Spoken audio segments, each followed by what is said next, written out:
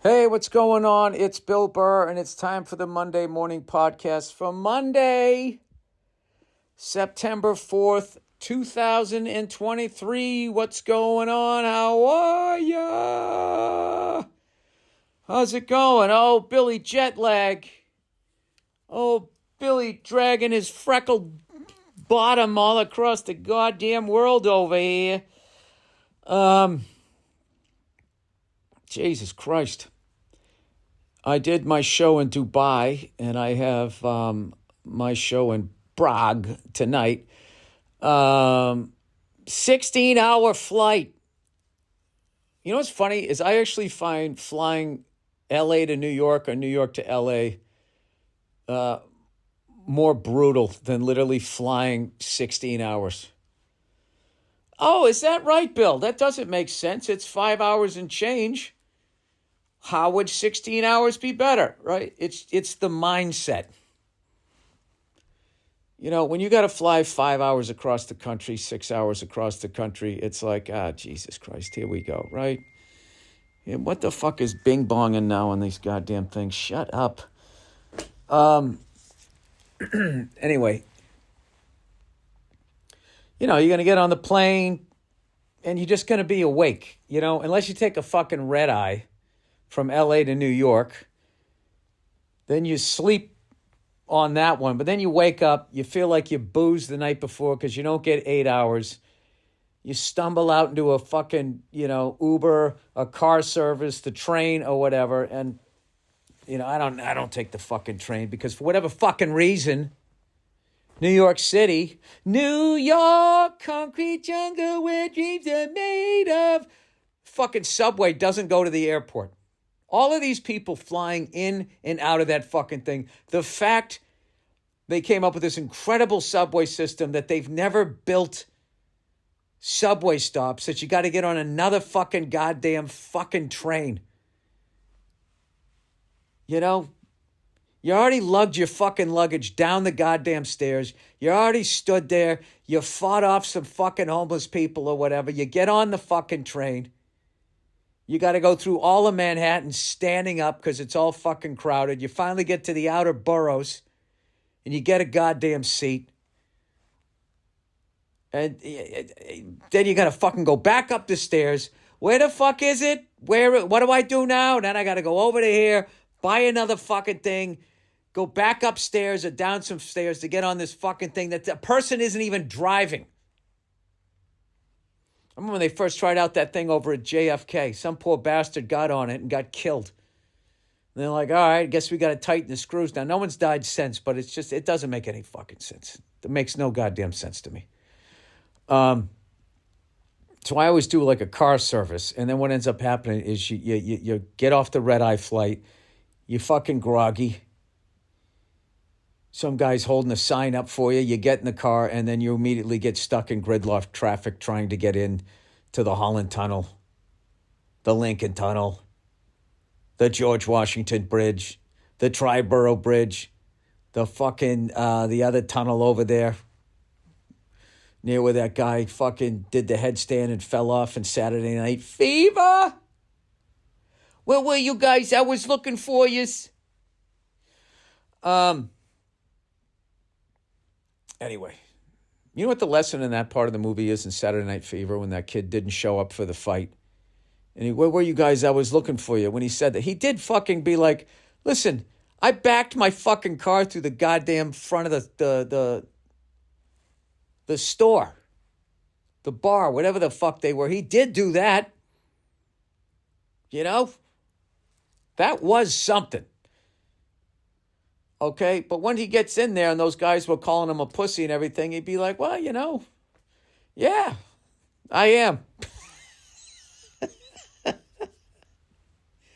In order for you to be brave, there has to be a coward. Or else everybody's just the same. So yes, I guess I'm the coward of the crew. And judging by the big fucking ace bandage on the side of your face, it was the right fucking decision to make, no? Anyway, and when you fly New York to LA, I'm just fucking awake the entire time. And just counting down the fucking minutes. So, but if you're going to fly to like Australia or over to Europe or over to the Middle East, the family bag east, right? You fly all the way the fuck out there. You just resign yourself. You're like, all right, well, I'm just on this thing. Yeah, I mean, what am I going to do here? So what do? You watch two movies, you eat, you watch two movies. That kills like 5 hours of it, 4 or 5 hours or whatever. And then you go to sleep for 8. I don't know. It just always works out where I watch 2 movies, then I go to sleep, and I wake up, and there's like an hour and a half left in the flight. And that's what happened on this one. So I watched Big George Foreman was the first one that I watched, which was incredible. You know what? I got to give a shout out to people in the cast here. They did such a great job. Who was the kid who played George Foreman? He was amazing. And you know what? I aside from the acting performances, the accuracy. All right, I'm an asshole. I got my recorder on, and then the second I went to the online, I couldn't read anybody's fucking name. I just did like another 5 minutes on the podcast, and that didn't record. All right, so the guy playing George Foreman was Chris Davis. He was amazing. The problem is they got half the cast blocked out here. Forrest Whitaker was amazing. I'm going to butcher this name, but the actress that played George Foreman's first wife, Shein, and it looks like Mom Premier. She was amazing. The guy playing, is it Sullivan Jones? I can see half the name here. The guy playing Muhammad Ali was amazing. Obviously, Forrest Whitaker. I can't remember if I already said this, but what I was saying about the movie, what I loved was how the way they set it up was you were immediately rooting for George Foreman. You know, I was even rooting for him not to fuck up his life before he became a boxer. And I knew that he was going to be a boxer, you know, and, you know, win the heavyweight championship and all this type of stuff. But even then, you just were so invested in the story. It was just done perfectly. And as great as that movie was, I then watched one that was equally as awful. Yeah, you're on an international flight and you just keep scrolling and scrolling and scrolling. And then they're getting into like movies that you've never even heard of. And I just see this thing. And, you know, the English translation or whatever the fuck it was, the movie, because I've looked it up, it's called like 9 different things. But on the plane, it was called Kill Miami Cops. And on the cover, it looked like the actor that starred in Super Fuzz, and he looked good in a uniform because he was in shape. And then there was the other guy. The other guy looked like an opera singer. You know, he looked like Pavarotti's brother. And he looked old as shit, and he was fucking fat, and he had this police uniform on like he'd been walking the beat for 50 fucking years. And the action in this movie, the way it was shot, was just so fucking ridiculous. And like the audio wasn't synced up with their mouths, or I couldn't even tell if they were like not even speaking English and it was dubbed into English. I mean, it was a glorious shit show of a fucking movie, right? So, like, this is how bad the action was. Like, there's a big, not the spoiler alert, in case you're going to watch Kill Miami Cops. There's this big shootout in the end in this warehouse. And at one point, one of the bad guys, who of course have machine guns, and the other guys just have like pistols, and they're shooting like fucking 100 bullets a second, and the other guys are shooting like from a fucking revolver, and somehow they're not getting hit, and they're killing guys with machine guns. So we've all seen that in the 80s action movies, right? But this one took it even to another level, where one of the bad guys throws a fucking knife at the in-shape actor, that's dressed as a cop. He throws a fucking knife at him, and then they cut to Pavarotti's brother. He reacts to the knife being thrown. He draws his pistol. He has all of this time as the knife is going towards the other dude. And what does he do? He shoots the knife out of the fucking air. One of the great shots of all time. Jesus fucking Christ.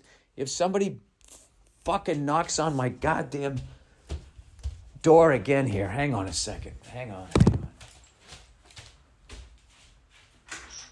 Yes? Hello. Oh, I'd love some water. Perfect. Thank you. Okay. Bye. All right. Thank you. All right. See that? Typical me. I bitch and then I'm happy they're here because they got the fucking... I need some water here. Anyway. Yeah, he shoots the fucking knife out of the goddamn air. And then the bad guys just do like really dumb shit. It's like, okay, we have machine guns and these guys have revolvers and they're picking us off and we can't kill them for some reason. You know, it'd be a great idea. What if 4 of us, went over to a forklift? One of us drives it and the others get on the pallet as he raises it up in the air. Maybe that will be a good fucking idea. Spoiler alert, they all get fucking shot.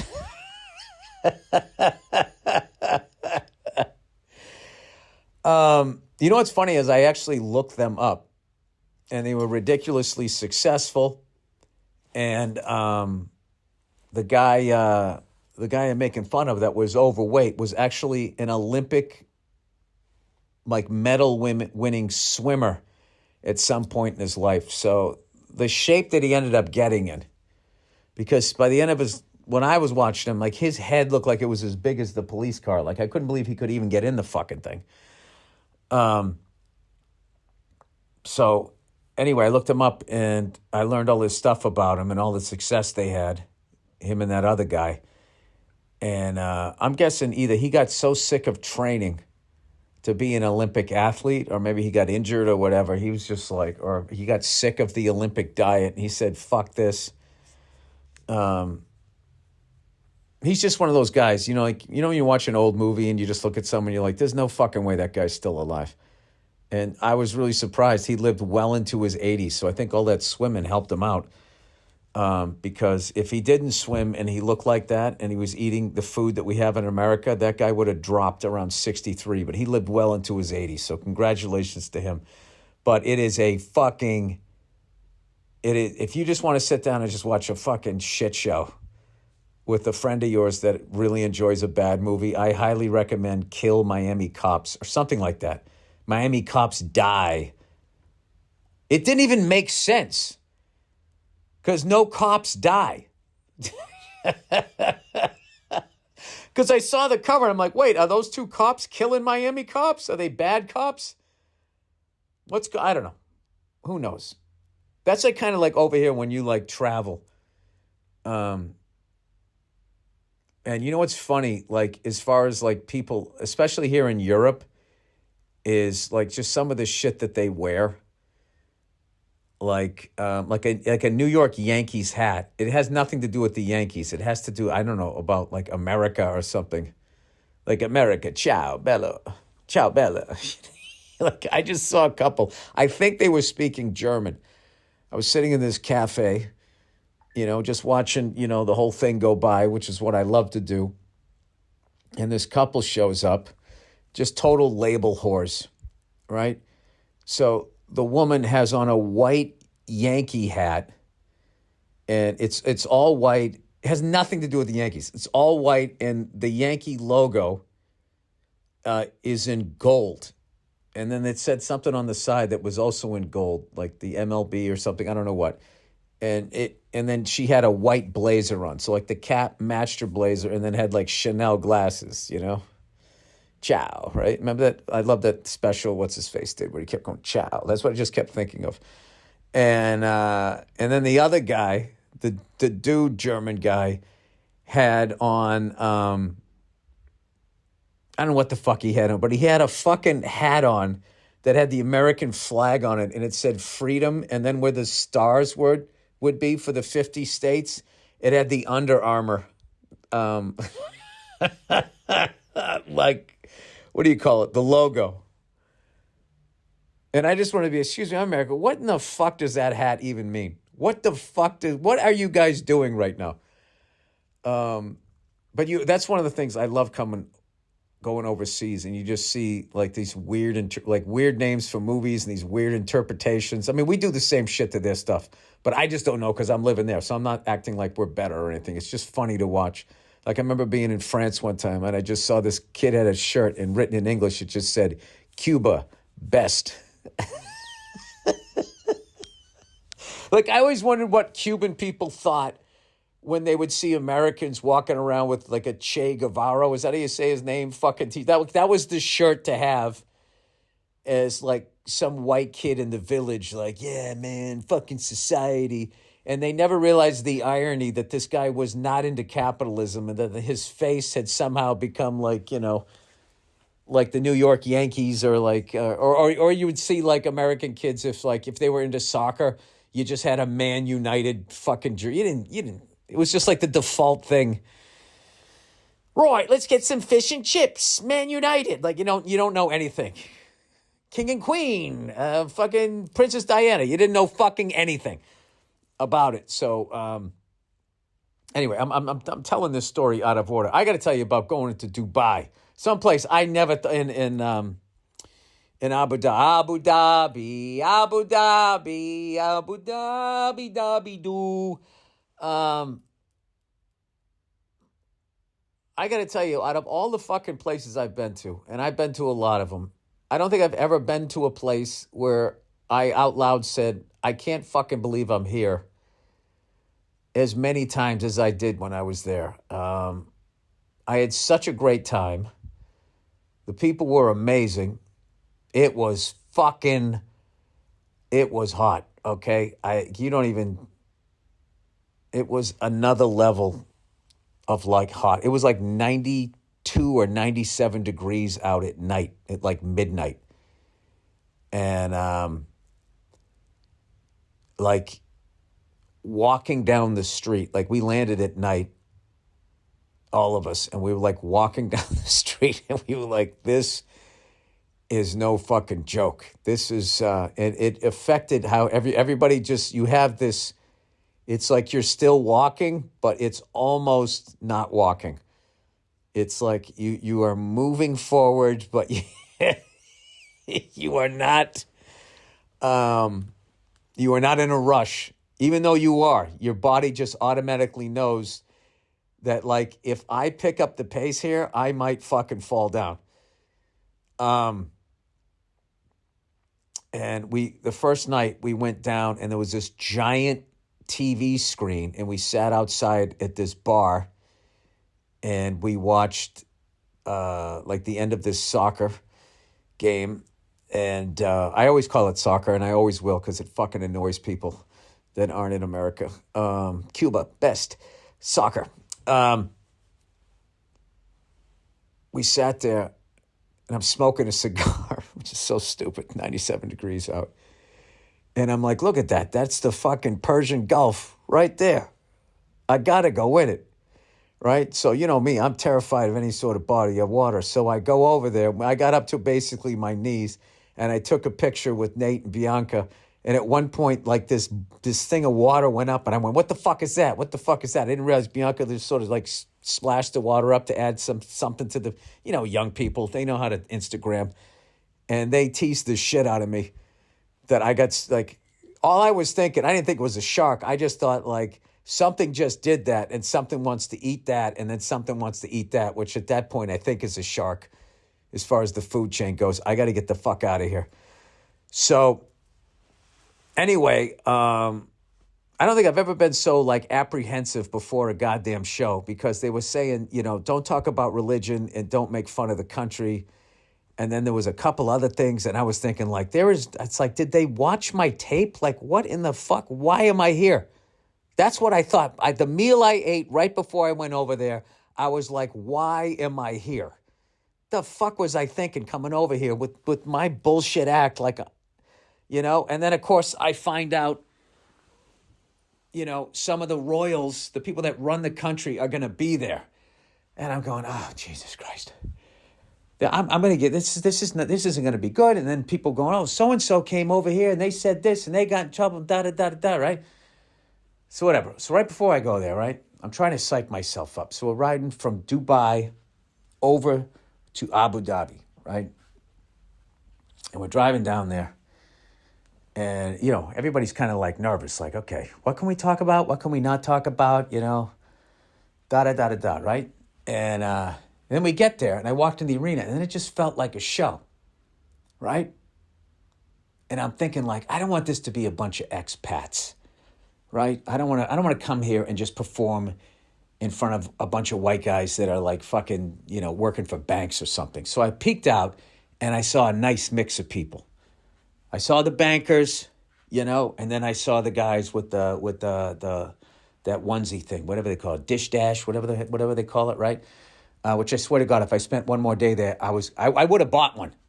Because I'm like, obviously these things cool you off, but I'm afraid that if I put this thing on, somebody's going to fucking be offended, right? I didn't know, right? So I get there and Kenny goes, okay, I talked to him. You can do your whole act. There's not a problem. Just don't bring up religion or make fun of the country. I said, that's it? And they said, oh yeah, and you can't say domestic violence. And I said, why? And he goes, I don't know. And I was like, can I say slap the shit out of her? And they was like, well, they just said domestic violence. I said, all right, fuck it, I'm going to say it. So anyway, Bianca goes up first. And there was just a crowd, man. They were fucking great. Did whatever she wanted. She killed. And then Nate went up there. And he was like talking, joking around about being there. And they were totally fine with that. So by the time I got up there, it was just like a show. And I went up there and the reception I got, I couldn't believe it. It was like I was playing like New Jersey or something. And I did my show. And what I learned doing the show was how much you can learn about people by what they laugh at and the way they laugh at stuff. And I was getting those laughs that, there was one joke that I was thinking of doing where I bring up 9/11. And I was like, I don't know how they're going to take this. So and I did it, and I got that fucking laugh. As a comic, right? I always if I'm talking about something outside of me and my world, what I do when I'm in America is I look around the room to make sure that the subject I'm talking about, those people are laughing, right? Like, say I'm doing a joke about race that involves black people. I'm not looking at the white people in the crowd. I'm looking at the black people in the crowd. And if they're laughing in the right fucking way, or if they're not laughing, I need to keep working on it. Or I had this joke about Armenian people, and not only did they laugh, they came up. I was like, was that all right? And they were like, that 100%. I know exactly what you're talking about, right? And I got that laugh in Abu Dhabi. And after that, I was just cruising, and I had the best time. And then afterwards, it was such a funny conversation. They said that it's customary that if the royal family comes down, you got to meet them. And they go, do you want to meet them before or after the show? And I hate meeting people before the show because I want to focus on the show. And then if I meet them after, if they didn't like it, they'll just leave. And if they like it, they come down. So it's kind of a better thing. So anyways, the show ends. And I was looking at Kenny. Was that fine? He goes, totally fine. Live Nation, everybody said it was fine. I said, great. I said, are the royal family people coming down? And Kenny's like, His Highness had to leave, but His Excellency is coming down.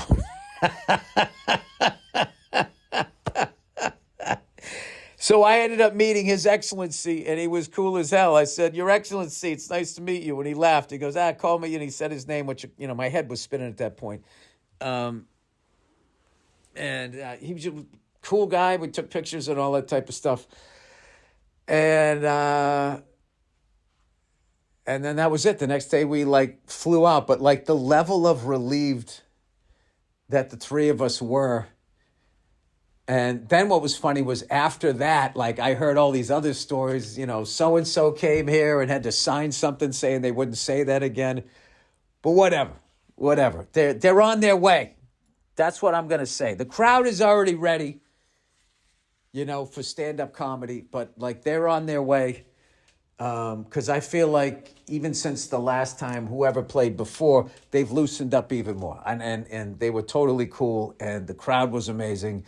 And this is what's really funny. You know who calmed me down about going over there? I actually ended up, I go to this place, every once in a while, and I ran into this guy. I don't know why. I just started talking to him. He just had this approachable thing, and he Hasidic Jewish guy, right? And, he's a funny guy. And we're just always like busting each other's chops or whatever and talking about life. So I was saying, hey, man, I'm going over to Abu Dhabi. And I go, I'm nervous about this thing or whatever. And I said, I can't talk about this. I can't talk about that. And he's like, well, what can you talk about? I go, I think I can make fun of the Jews. So he cracks up. And I go, I'm just fucking with you. And I go, I know it's going to be good. I just wanted, and he goes, look, the world's a positive place. He goes, this, certain areas, it's new. They're not, and he just put me in that mindset. They're not ready for that yet. So rather than looking at it like, you're not letting me do my shit, I was just like, go over there and just don't be an asshole. And then other comics will get to do it. And then eventually it'll just be, they'll see what they see over here. The comics tell jokes and it doesn't affect anything. Everybody just has a good time. So the show ends, and we got this great picture, and I can't even tell you what how mind-blowing it was. I think I said that in the show. To go that far away from where I live and to have anybody even know who the hell I am was unbelievable. And, do you know, I was sitting at the hotel, and this waiter came up, asked me, you want something to drink or whatever. So I got like a water. And he goes, oh, I don't want to bug you, but I'm a fan of your stuff. I was like, really? He goes, yeah. He goes, that Philly rant was great. I go, you saw the Philly rant? All the way over here? He's like, yeah. I was like, did you even know what I was talking about? He's like, well, I mean, I knew you were making fun of the local teams and it was funny. So I just kept having experiences like that. So it was, my head is still spinning. So I'm definitely going to do the gig again. I'm not going to do it in August. I can fucking tell you that right now. Jesus Christ. Oh my God. I don't think I've ever appreciated air conditioning the way I did on that trip. Holy shit. I mean, you want to talk about like, you'd be walking down the street, you would be so fucking hot that like when you walked into air conditioning, you'd almost be worried you're going to catch pneumonia. Oh, I almost forgot. So I told the story when I was on stage about going into the Persian Gulf, and they started yelling, going, no, they go Arabian Gulf. I'm like, what? I thought they were saying Arabian Gulf. I didn't know what they were talking about. They call it the Arabian Gulf. And I was like, oh, all right. I was like, whatever. I'm fucking American. We rename shit. It's what we do. And they got a big laugh on that. I don't know. It was a great time. So thank you to everybody over there for having me. And thank you for, Nate and Bianca opening the show. It went great. And now it's all downhill skiing here. I got Prague tonight. And then I just do my next run of shows. And, I was really, really happy that whole thing went well. It's sort of the shit you just go through that when you're on like the road, man. It's just like this far away. It's just like you have this act that works in the States, and then you just leave, and you're like, what? Like you just hear these like you want to go out to the Middle East, like fuck yeah, I would love to. When am I ever going to get to go? And then you get there and you're like, what in the fuck am I going to talk about that they're even going to... My act is so American. And then you just see this shit. Like when I was like talking about being married and everything, listening and the men and women laugh, it's the exact fucking same. They're going through the exact same shit. Exact same shit. It's pretty wild. Why can't I get this thing to shut off? I somehow turned on the notification, so I should turn that off, right? All right, well, I'm going to hit pause here anyways because I have to go eat dinner.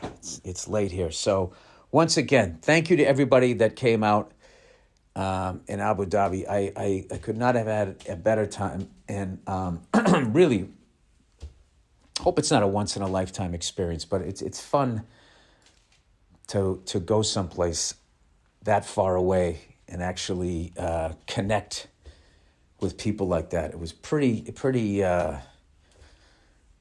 mind-blowing. I don't think I've even like processed it yet, but as you can tell as I continue to talk about it, like it was one of the biggest thrills of my stand-up career to have a set that good. I'll tell you, Mumbai, India.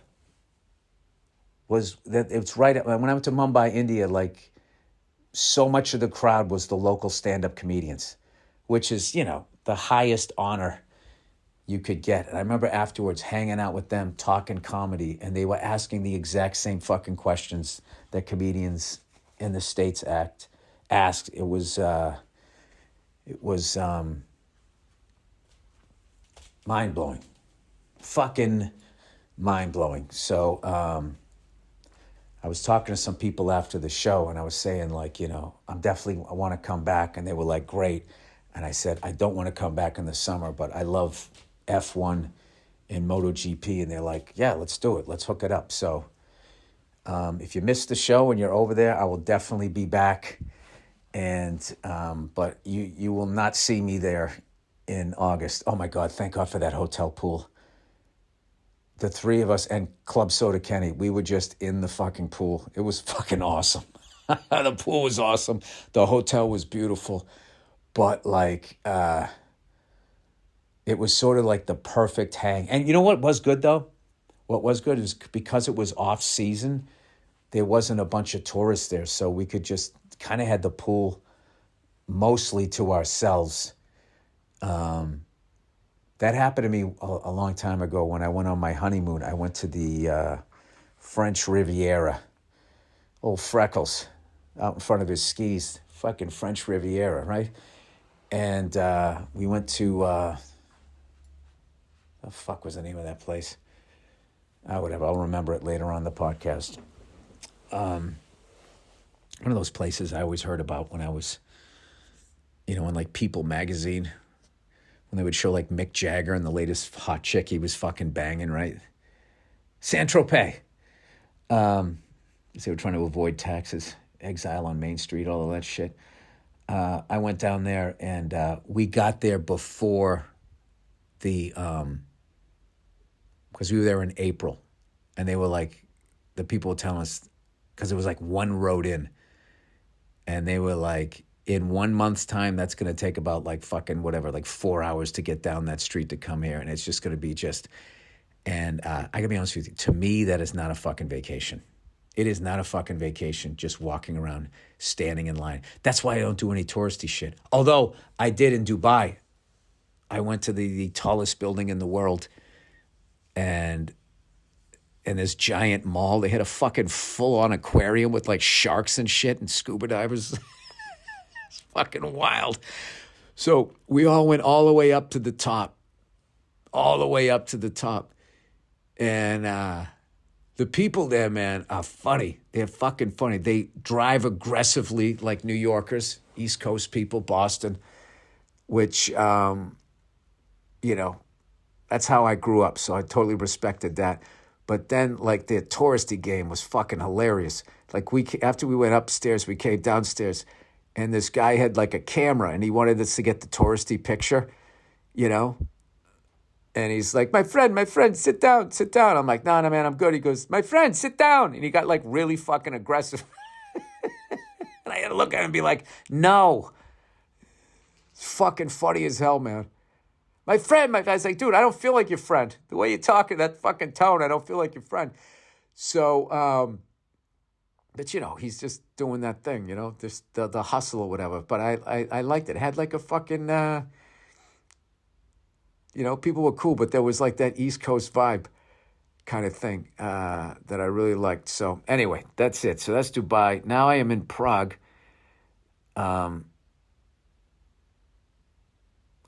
Just incredible. And today I went over to that church where I, saw this whole documentary on how 7 Czech soldiers whacked. I'll get all the information here. I'm just about ready to go out to dinner, but they whacked this fucking one of the most murderous piece of shit Nazi guys. They fucking murdered the guy, and then they were hiding in that church. And they always go, somebody betrayed where they were at. It's like, you mean got tortured? I don't know how it is, but whatever. And then like the 7 of them held off like 700 Nazis for I don't know how long. And I think 3 of them got killed upstairs, and then they were downstairs, and they still were fighting them off. And in the end, when they had killed as many of the Nazis as they could, and they knew they were going to get overrun, they just all committed suicide. And you go down there, and it's just like, the bullet holes are still in the, in the walls, man. It's fucking wild. And one of the, that's right there where like the beaches in Normandy, all of that stuff is just amazing. Those stories and the bravery of the people. And I remember I'd come here like 4 years ago and then heard about the story after. I was like, fuck, I would have loved to have seen that. So I'll tell you what's wild about the story is that when Germany took Czech, and they didn't even have like a decision. Like there was like a meeting between Germany, somebody else, and like England. They don't even have like the Czech president even there. He doesn't even get to make the fucking decision. And England co-signed on it because they didn't want to have another world war. And they kind of let him take Austria and then Czech, thinking that they were just going to stop, I guess was the idea. So I just can't imagine being that president, like having to make that, like, what do I do here? Like the German army, do I just say, fuck that and fuck what you guys just signed? I mean, and then a bunch of countrymen are going to get killed, blah, blah, blah, blah, blah.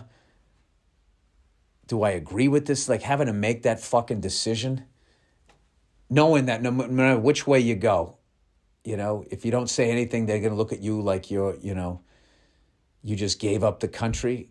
And then what was fucked up is then you see what 7 guys were able to do. Then you got to be thinking like, well, fuck, man, if that's the kind of balls my people have, I should have fought these guys. There was, you know what it was? There really was no fucking, this is all hindsight. I was just reading these things today. So this is all like new information to me. So I'm probably getting a lot of this wrong. But like one of the things that fascinated me was then at the end of the war,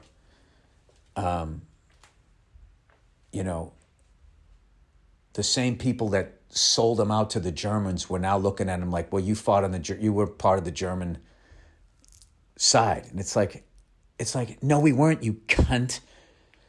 You fucking English cunts. You fucking sold us out. You didn't even give us the decision. It's just, it's the same old shit. My country does that. We'll put somebody in power, because he's going to fuck with somebody else. I think you know who I'm talking about. And then years later, he becomes the bad guy. And it's like, oh, you mean the guy that was our guy that we helped get into power? Now we're going to act like we don't even know the guy? All right, I'm getting too fucking deep here. World politics is not my specialty. A lot of things aren't my specialty. But you know what stand-up comedy is, goddammit. And I had a great fucking set in Abu Dhabi. Which is fucking awesome because now I am beyond excited for the rest of this tour. And I'm spending a couple days here in Prague, which I did on purpose because Bianca's from here and she's been taking us out to all the spots. And it's just been fucking amazing. The only thing that sucks is the lovely Nia is not here because we got the kiddos. Oh my God, can I tell you something fucking hilarious my daughter said to me the other day? What she just said about me? She said, Dad used to have hair, but he outgrew it. Just said it matter-of-factly to her little brother. Because she's always singing songs that have bald dad in it, and she just thinks it's the funniest thing ever. And, of course, I'm laughing my ass. She trashes me, which, you know, to me is the highest form of affection, you know, when somebody, like, is trashing you like that. And she sees me laughing, and then she just does it even more. But she was playing with her little brother, and she's teaching him how to say bald dad. And they were playing with, I don't know what the hell they were playing with. And she just looks over him. She goes, yeah, Dad used to have hair, but he outgrew it. And she wasn't even trying to be funny. She was trying to explain the process of going bald. All right. I'm going to go get something to eat, and I'll come back. I'll do the reads and all of that shit. All right. All right. I guess I'm not going to dinner. I lost track of the time, and everybody already went. No worries. All right. Let me just knock this podcast out then. All right. Let's do some reads here. Oh, look who it is. Indochino. You know, personal style isn't just about having a signature look.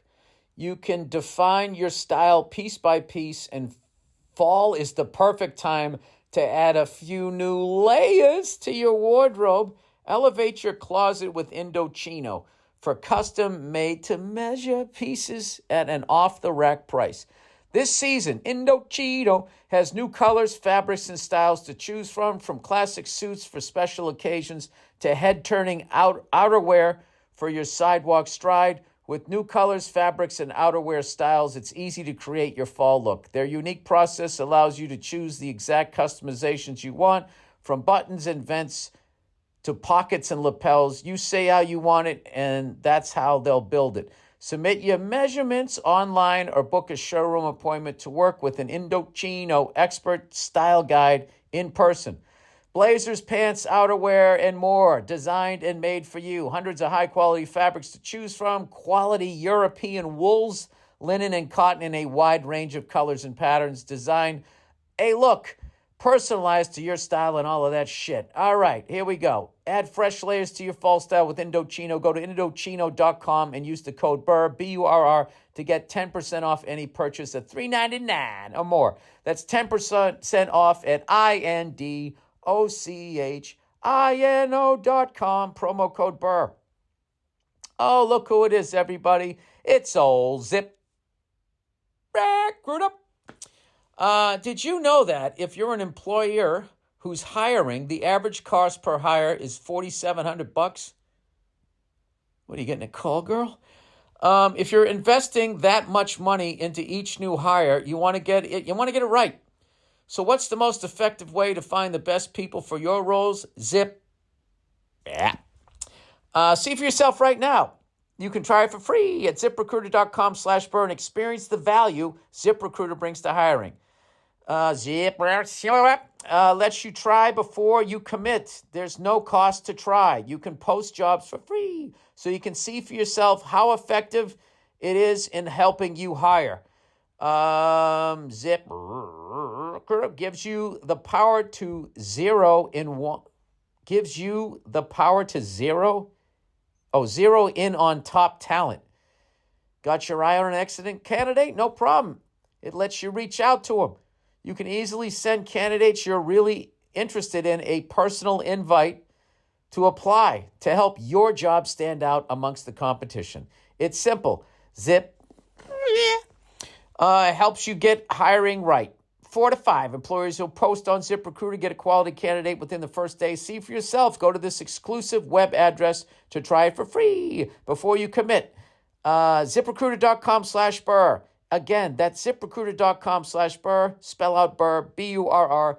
ZipRecruiter, the smartest way to hire. Oh, look who it is. Oh, Jesus Christ. The most loyal of all loyal as far as advertisers go. Stamps.com. They've been with me since I had hair.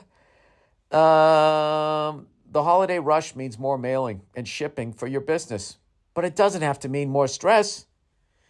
You can put your feet up and rub your balls with Stamps.com. It has been helping businesses like yours save time and money for 25 years. I didn't know they were on that long. And it can help you get ready for the holiday ramp up. All you need is Stamps.com's premium rates for all your postage needs.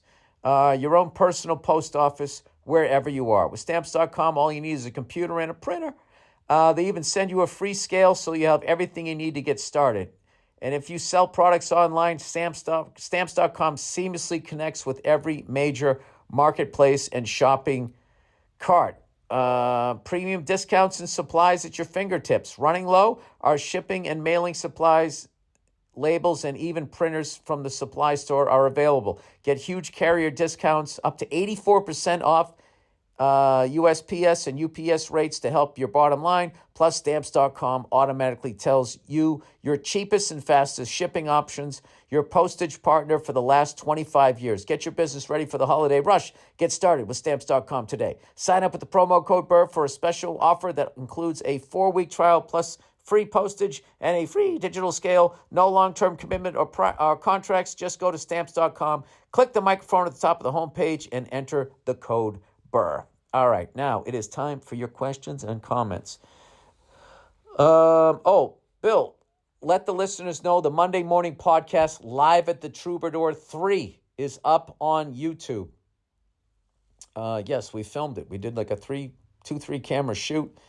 And this was the one that was on Moment, I don't know, 4 or 5 months ago. And I enjoyed it, doing the podcast so much that we decided to put it out there. And this is something that I think I'm going to do more. If you guys enjoy it, if you want to watch the podcast, I definitely would like to do more of these. I might even do a live podcast overseas. I was thinking how cool that would be. All right, live podcasts. Yo, Bill, the live podcast was one of the greatest things I've ever seen. Thank you for 2 free hours of comedy off the goddamn cuff. Impressive stuff, Bill. Hope that Catholic guilt doesn't keep you from realizing how talented you are. Aw. Well, I've been doing this for a long time, running my yap by myself, so I just do it in front of the crowd. I also, I also fucking just connected with the crowd. The crowd does sound quiet. A lot of people are like going, great show, but what's up with that uptight fucking, LA crowd? People are so dumb. It's like they came to see me do the podcast. They listened to the podcast. They're podcast listeners, so I don't think that they're uptight. I think you just can't hear them. They all had a great time. They were fantastic, like the crowd in Abu Dhabi. All right, look at this. You working out, bruh? Hey, fucking Billy Biceps. I saw Randy Blythe posted a photo of you on Instagram, and Jesus, you looked ripped as fuck on the drum set. I did? I'll take that. Well, listen, as good as the arms are looking, just know that the fucking, I got a nice cunt belly too. Don't ever forget that. You've been lifting? Yes, I have been. Well, you know what I've been doing? I've been old man lifting weights, which is I finally have given in to the fact that I'm old. So I don't lift heavy weight. I just do weight that I can easily handle, and I just do reps until I feel a good burn. And then I'm like, all right, so that's the number. And that's what I'll do for 3 sets. It doesn't take a lot to keep yourself toned. That's what I've realized. But it does take a lot to increase your muscles. HGH. Either that or you got to eat half a fucking cow every day. And I'm not doing that, all right? So I'm just going to be, I'm trying to keep myself. But thank you for saying that, because I got a little out of sorts here when I was staying in Dubai. And it's just like, am I not going to try the food? Oh my God, we had great food when we were there. But, I went to, they had a killer gym at the hotel, and I used it one day. but the other days I did not. So I've been good while I was in Prague. And I got to tell you something. If ever I'm going to go off the fucking wagon, it's going to be in Europe, because my country really needs to up their game when it comes to serving beer. The fucking mugs, like I've been over here, like these giant mugs of beer. I saw like an old lady, like this old couple, and they both had these giant mugs of beer in front of them. And I was just like, that's fucking, and just the afternoon, and they're just drinking, having a good time. I saw a mom with her mom and a baby in a baby carriage. She was like in her mid-30s, and it was just like the middle of the day, and she had a giant, like, I'm not talking about a pint. It was this giant fucking like medieval size mug. It looked fucking delicious. And I'm not going to lie to you. For the first time in a long time, I thought, what if I just had one? And then my brain quickly told me the answer. Well, one will become two, and then you'll go off the rails on this trip. And then what you're going to do is lie to yourself that when I get back to the States, it's going to stop. It won't stop. And then I'll have to quit again, which was hard enough the first time. So fuck that. But goddamn. Anyway, it says, you've been lifting. It's cool as fuck to see my all-time favorite comedian with my favorite band of all time, Lamb of God.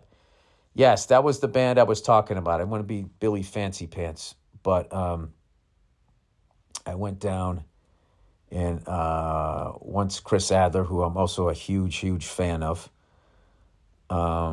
I still can't play all this stuff, those drum things, tracks that Chris played. He left the band a number of years ago. Art Cruz is the new drummer. I met him one night randomly. I was at the Comedy Store, and he said, "Yeah, I got a new gig." And I was like, "Where you at?" He goes,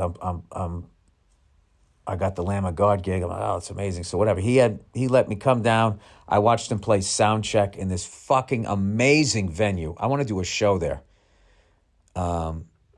I guess it used to be an old movie theater, but it felt like, I talked about this, like an old tree. You could just tell, like, this is going to be a sweaty, fucking mass of humanity losing their mind, fucking rock show.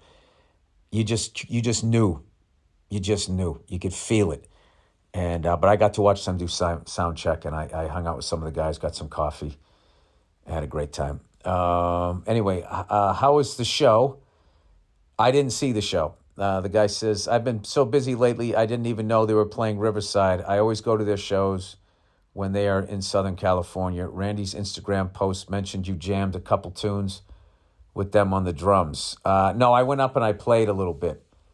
I fucked around a little bit. And it was funny because they had the drum kit mic'd up when Art was playing with them, and it sounded gigantic. And then when I got on there, the sound guy clicked it off. So I felt like when I was playing, I sounded like I was on like a fucking toy drum kit. I also was going on after a professional drummer. So anyway, first, which songs did you jam with? Second, what is your favorite Lamb of God song? Oh, God, you're going to put me on my old brain? Oh, fuck. Oh, let's go into the library here. I'll show you the album that got me into them, if I can find it. I bet if I listen to it now, I could figure out some of the drums. These are the ones I have. Ashes of the Wake was the first one. Now you've got something to die for. That was a great one. Omerta was great.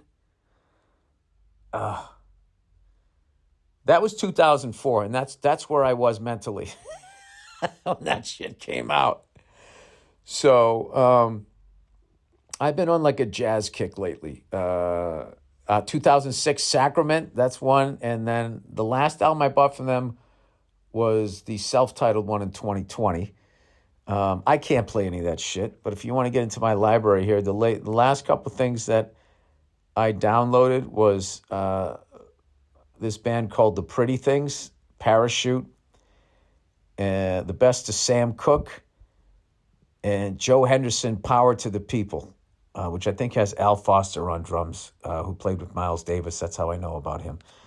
But That's what I've been doing. But no, I didn't sit down. Like, those guys are on fucking tour. They don't have time to do a Make-A-Wish jam session with me, especially when, you know what I did? I sat down and I was thinking, what am I going to play? So I was thinking I was playing Pantera. I was actually playing Primus. Jerry was a race car driver. I was like, oh, wait, that's not what I was trying to play. I was trying to play the double bass part in Cowboys from Hell. And, of course, I busted out my Bonham triplets. You know, I did a little bit of that. I went around the toms a couple of times. That was it. It wasn't long, but it was his drum kit is fucking gorgeous. Gorgeous. Ludwig kick, which I'm so happy that Ludwig is back, because when I was coming up in the 80s, they had a time where they kind of lost their way. Kind of like BMW. BMW was making great cars, and I don't know what the hell happened. They went from a 3, 5, and a 7 to a 1 Series, a 2, a 3, a 4, 5, 8. It's like boxing, where all of a sudden they had like 9 million weight classes and 53 fucking champions. Everybody after a while loses their way. I've lost my way. Right? I used to have a full head of hair and fucking my life ahead of me. Now look at me. I outgrew it. Yeah, it was, I will tell you, as cool as it was to play his kit, it was even cooler to be standing behind, the drum kit, watching him play and trying to figure out, like, what was going on. Because I've watched Chris Adler play them. He did a Modern Drummer. I have this on DVD somewhere. He did one of those Modern Drummer, like, drum day things or whatever. And Modern Drummer would put out the DVD every year. And I remember I watched that over and over and over again. And he had like they didn't show his feet enough. And he would sort of hop almost like Steve Gadd when he would play, which is really cool. And when I watched Art play those parts, like, he does, like, he plays heel up and heel down. Like whatever he needs to do to get it. It was like he kind of was doing both. And I'll be honest with you, I watching it at full speed, I don't know that I learned anything other than he's an amazing drummer. All right, pizza and arm hair. Okay. Hey, Bill, I'm standing in line watching a guy make my pizza. The dough he throws around touches his arm. Some hair at some poker has to have got in the dough at some point. This is a classic voice text. It says some hair at some poker has to have got into some hair at some point. I'm not a germaphobe, but it got me thinking that thousands of arm hairs have been eaten with pizza. Help me forget this fact and tell me why I'm wrong. I'll tell you why you're wrong. It's because rather than keeping that information to yourself, you've now infected all of our brains with it. I don't give a shit. I'm still eating pizza. But I do like, that's my only thing I don't like about pizza is I don't like watching somebody I don't know prepare my food. Like if my wife's making me dinner, I enjoy that. It's like, that's right. You work for me. This is the power structure. You are the woman. You go in the kitchen and you make me a fucking meal. I'm kidding. No, I don't like watching strangers handle my food. Even if back in the day, like you're at like a Subway and they put on those fucking... You know what I always loved is when somebody would put on like the rubber gloves and then they just leave them on all day and they're talking to you and they're like rubbing their nose. But it's like, so at this point, you're just protecting your hands from you. But all of you is fucking on those gloves. You ever do that order? What do you want? You're like, let me get this, and then you just see something like that. You're like, you know what? I know what I want to order. I want to order. Forget it. Forget about it. No, I'm good. I'm good. Keep the money. I didn't want to go through the whole fucking. You just take that, buddy. You take all that money and you fucking go buy some hand sanitizer with it. All right, song I can't stand. Hey, Billy Baldbag, big fan of the podcast, long-time listener, blah, blah, blah. On to the shit talking. I personally can't stand the song Come On, Eileen by Dexy's Midnight Runners. And I have two theories as to why. Yeah, I fucking hated that song. I fucking hated that song when it came out. Come on, Eileen. And then they just sort of morphed into a cover. Da, da, da, da, da, da. Didn't it go beep, beep, beep, beep, baby, baby, where did our love go? And I just hated the sound of the keyboard. But now I go back and I listen to it and it reminds me of that period in my life. So I don't mind it. But that's a good call. Yeah, I fucking hated that song. All right, first of all, my first ever girlfriend made it our song. He put that in quotes. In other words, he had no say in that. When we were teenagers, and I can't for the life of me remember when, how, or why. Well, I mean, that should have given you good memories unless she broke your heart. There was something smug about this self-mythologizing behavior that I can't help but think about her every time I hear it. Side note, it's incredibly likely the origin story occurred during some early teenage binge drinking bouts, hence the lapse in memory. I'm starting to understand why she broke up with you. Did you immediately just go from 0 to 900 with your drinking like I did? Secondly, and speaking of drinkers, similar to your aforementioned Neil Diamond stadium pleaser, I think that the participation in the breakdown section, Come On Eileen, is what is the most infuriating for me. The tempo slowing down and everyone singing, come on, Eileen, to the right. Oh, yeah, it's awful. Do you ever think they know that? They have to know that, like when they're in the studio. You know, they got to know that shit. That it's like, all right, we got to dumb this down. If we're trying to sell out a fucking arena here. Let's just write some mindless shit that is fun to sing.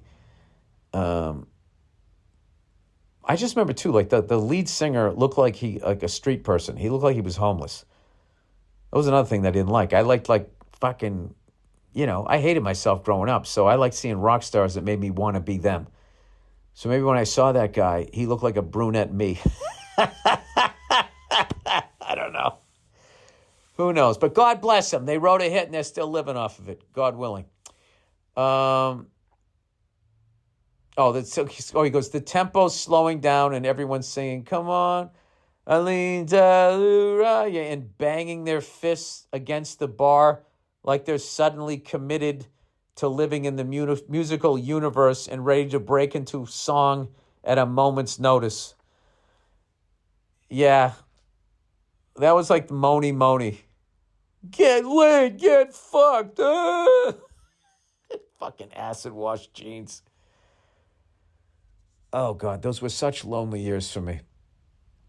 I had friends, but I just remember everything I looked at, I was just like, nah, that's not it. Just searching, like, where do I fit in? And when people go, get laid, get fucked. I was just going, I don't know what bus this is, but I'm getting off this. Next time this bus stops, I'm fucking getting off this thing. I don't know what this is. There's only two places I ever felt like I fit in, and it was working in a warehouse and working in a comedy club. Those are the only two places where the people that were in there were wired like I was. Construction site a little bit, but they had different brains than mine. They were like good with their hands, like building shit, like knowing like a trade. Like I wasn't those guys. I don't know. I always felt people that worked in warehouses were smart enough to not get involved in landscaping. Being a grunt doing that, just because it just beats the fuck out of your body. You know what I mean? It's like everybody knows if you're going to enlist in the armed forces, right? If you want to get treated like a human being, you as much as possible, you join the Navy or the Air Force. Like, they have the best accommodations. I've heard this from veterans. It's like, if you want to get knocked around and get treated like on a whole other level, you join the Army or the Marines, which is probably why the Army and Marines have like, are considered like more badass. Oh, let's get this going, huh? How would you rank them? It's college football season. I'm over here. I'm missing out. The Marines are probably considered the most badass. Then the Army. The Navy, I feel like, is sort of ambiguous. It's like, I feel like you're really smart. They got those really lovely uniforms. I mean, their uniform. I mean, I would say the Marines, their dress uniforms are the best. Then maybe the Navy. And then Air Force. I love aviation. But the funny thing about the Air Force is most people don't end up flying the jets. That's that bit I used to do. Like, I'm in the Air Force. You fly the jets? No, I'm the guy that does that yoga pose, and I point in the direction that the jet takes off. Especially after Top Gun, right? And now they brought Top Gun back. So everybody's like, oh, yeah? Were you Goose? Were you Maverick? Were you fucking Range Rover? What was your fucking call signs? I put the gas in it. I'm that guy. I'm like a fucking F-16 roadie. I set up and break it down. That's what I do. Isn't it amazing those guys fly those fucking planes, right? And they can handle all those G's and all of that shit. And then they get these chicks want to fucking bang them. But the guy that actually, the mechanics that work on those fucking things, like if it breaks down, they know how to fix it. They know how to fix like a fucking $100 million goddamn airplane. And no one gives a shit. Shout out to mechanics. Knowing how to fix all this stuff so the world keeps running. You still have to work. You still got to work on the weekends to try to get some woman to love you. I relate as a comedian. We used to always be jealous of musicians because they could go up there and sing their songs and then they get off stage and the chicks would just be running up to them. Whereas comedians, we would do our shit. You get off stage and then they would, if they came up to you, they wanted you to continue to be funny. Like the show never ends. All right, song I can't stand. Dear Billy Copperbush. I like that. I like the idea that my pubes are the color of a precious metal. And just like copper, over time they change color.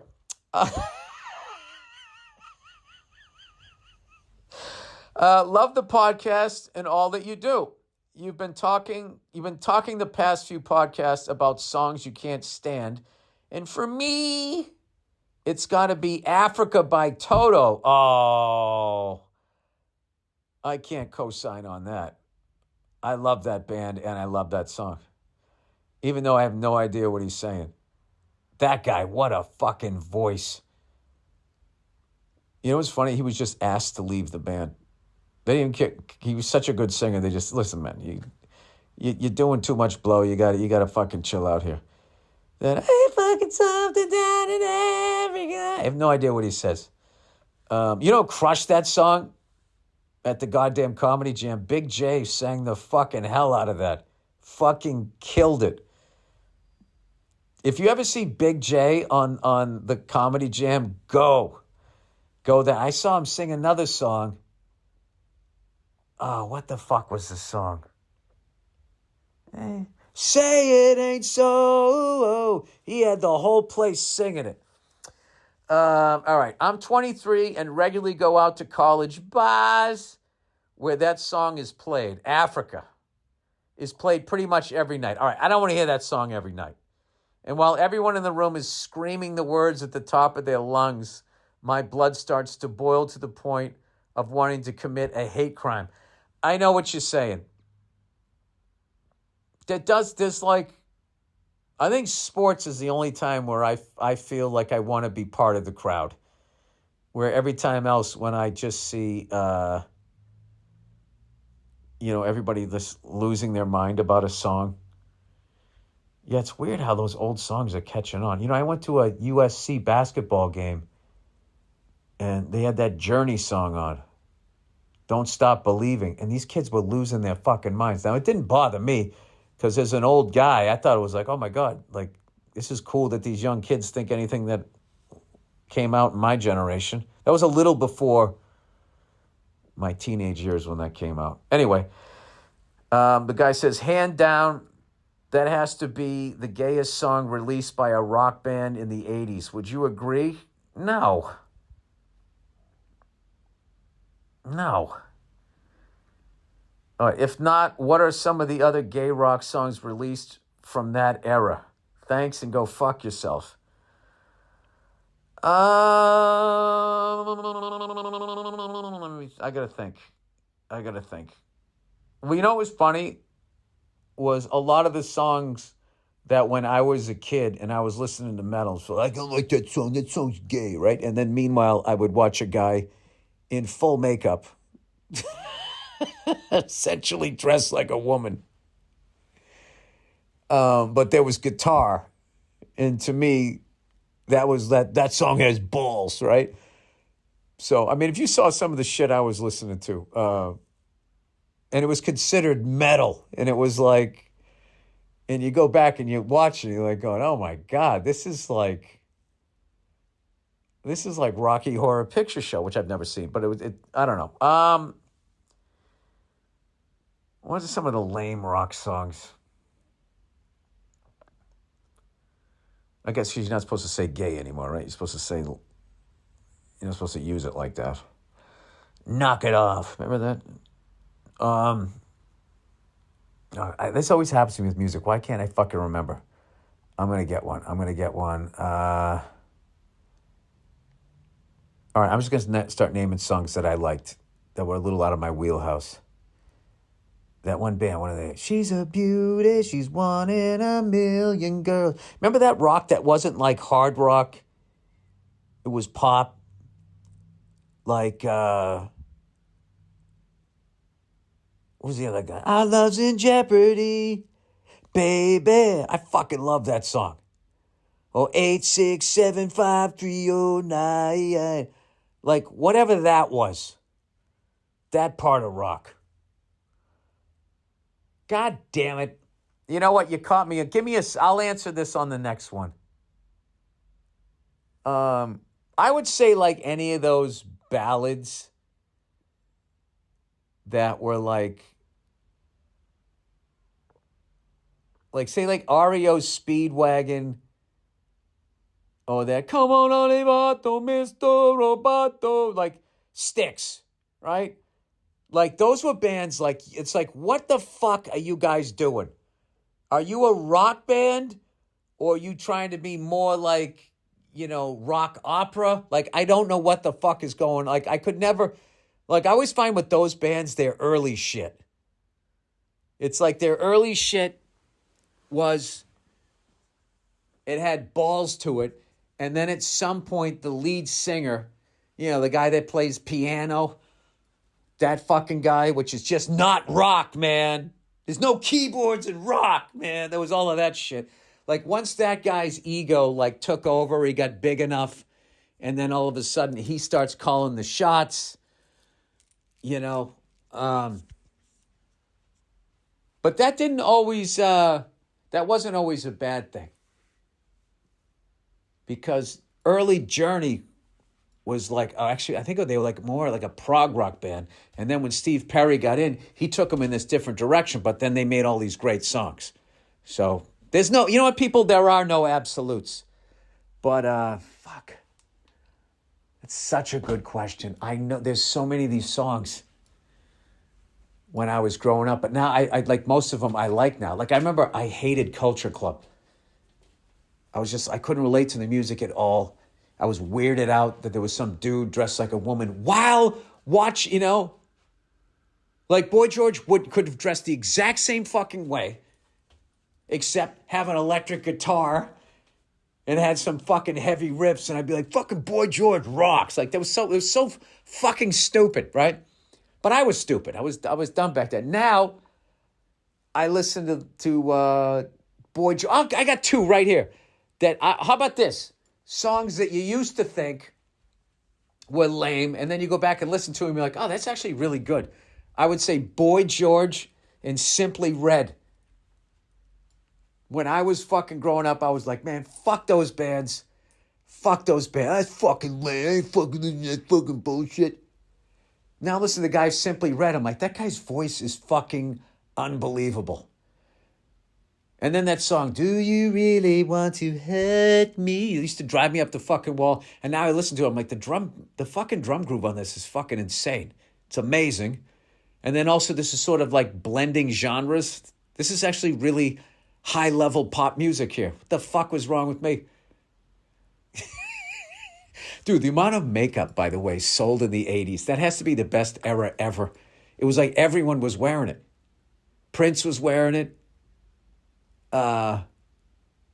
Prince, I had an on-again, off-again fan thing in the 80s. You know? He would do like, oh no, let's go, and fucking rock, and I would like it. And then all of a sudden he was getting out of a bathtub naked, and I was like, ew, what the fuck is this? And I would have to walk away. I don't know. It all comes down to personal preference. But then in the end, I go back, and at this age, and I listen to it, and I kind of love all of it. And I just realized that I was just a fucking idiot kid. And you'll do that. You know what? One of these days, I'm calling it right now. You're going to listen to that song, Africa, and you're actually going to like it because it's going to remind you of being in college and having your whole life ahead of you. All right? Before you fucking outgrew your hair. All right, that's it, everybody. Go fuck yourselves. Thanks to everybody in Abu Dhabi who came out to my show. I had such a great time. It was a mind-blowing experience, and I hope I get to do it again. And I'm looking forward to Prague tonight, Berlin, Stockholm, Budapest, and then I'm in Athens. It's going to be fucking insane. All right, that is it. I will talk to you later.